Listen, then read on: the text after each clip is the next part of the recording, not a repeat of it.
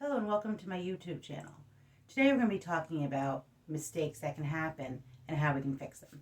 The most common mistake is going to be in a cut and fold where you've made your design but then maybe you have a few things that just don't stand just right.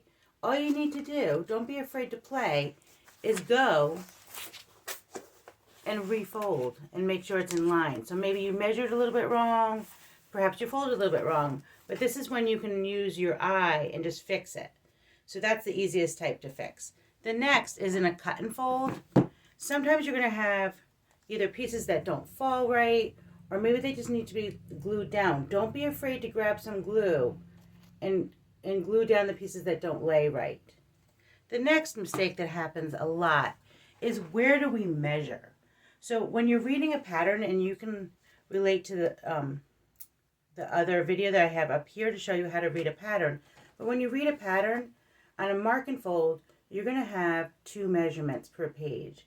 And with these 2 measurements per page, they're always marked from the top of the page, both measurements.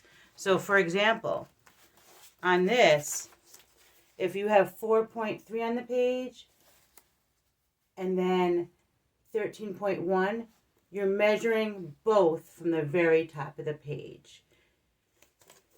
The next mistake is, what happens if you use a book with photographs? Everyone says don't use photographs, but does anyone ever show you what happens?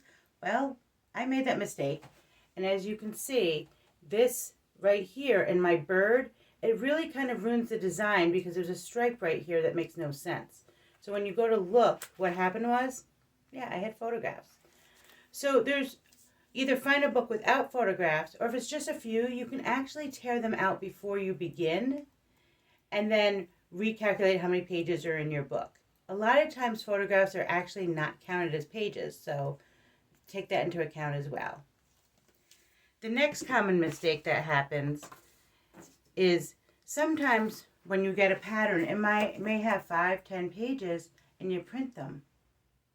What happens if you forget one of those pages, or they get in the wrong order? As you can see in this Jurassic Park design that actually happened by one of my customers on Etsy, they insisted that I forgot to give them the J of Jurassic. But when I looked at the top, you could actually see there was extra space at the end. So what I figured out, they actually forgot the very first page. So they had to actually start all over again. So make sure if you print your patterns, double check that everything's in order and stapled.